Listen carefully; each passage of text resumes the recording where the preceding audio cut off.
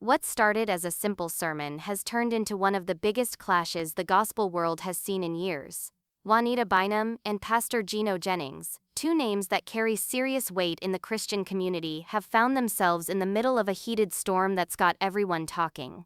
You won't believe how deep this goes. It all began when a clip from Gino Jennings' sermon started circulating online. In that clip, he was preaching about holiness and how too many preachers were turning God's pulpit into what he called a stage for performance. He didn't say any names, but the tone, the timing, and the description, it had everyone thinking he was talking about Juanita Bynum. The moment it hit social media, the comments exploded. People started tagging Juanita. Some defended her, saying she's been through too much to be disrespected like that. Others agreed with Jennings, saying the modern church needs more truth and less theatrics. And just like that, the fire was lit. At first, Juanita stayed silent. No posts, no response, just that quiet tension that makes people wonder what's coming next. But when she finally spoke, she didn't hold back. In a fiery live stream, she said, "It's always those who've never been through the fire who love to criticize the ones who survived it." Her tone was calm, but every word cut deep. Then she added, "You can't preach holiness if you've never walked through humiliation." The internet went wild.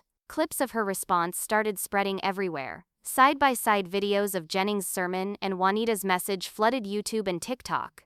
It became the battle of the pulpits, a clash between two spiritual giants who both believe they're speaking for God. Jennings, of course, didn't stay quiet either. In a later sermon, he doubled down, saying, "If the truth makes you uncomfortable, maybe that's God trying to wake you up."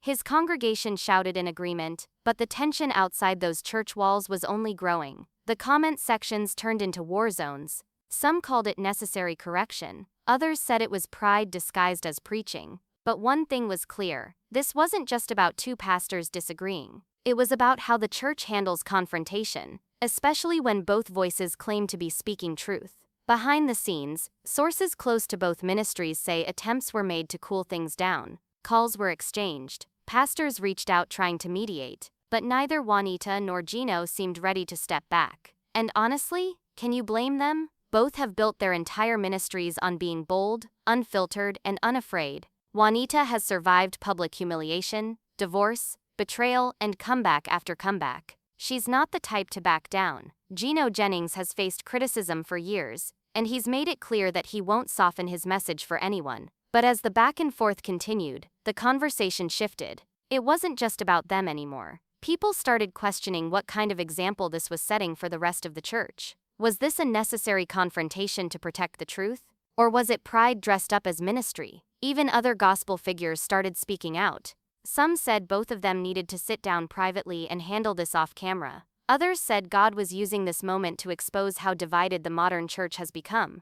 Through it all, Juanita continued to stand her ground. During one of her conferences, she said, "You can't silence me because my scars are proof of my survival." The crowd erupted. It was clear she wasn't going to let anyone redefine her calling. Meanwhile, Gino kept preaching, warning his congregation that the gospel must stay pure and untouched by emotion. "The devil doesn't come wearing horns," he said. "He comes wearing a microphone." That line hit hard. But so did the backlash. Many people felt that while his message might have been based in truth, his delivery lacked grace. As one commenter put it, "You can be right and still be wrong in your spirit." And that's where the real issue lies, the line between conviction and compassion. Because at its heart, this story isn't just about two preachers. It's about how the church reacts when disagreement goes public. It's about the danger of turning doctrine into drama. Weeks later, Juanita returned to the pulpit again. This time her tone was softer. "God doesn't need us to destroy each other to prove a point," she said.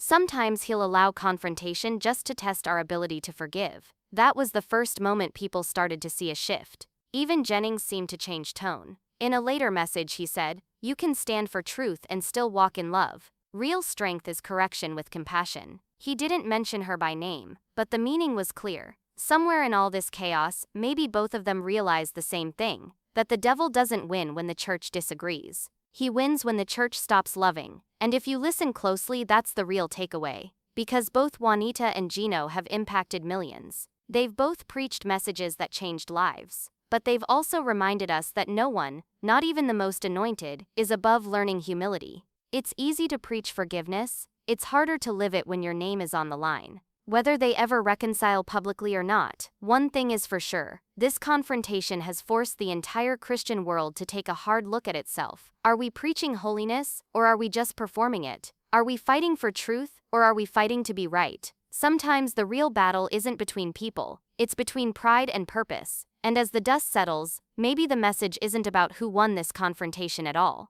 Maybe it's about realizing that the church doesn't need louder voices, it needs softer hearts. Because at the end of the day, holiness isn't about who shouts the truth the loudest. It's about who can still love through the noise. What do you think about this? Let us know in the comments below.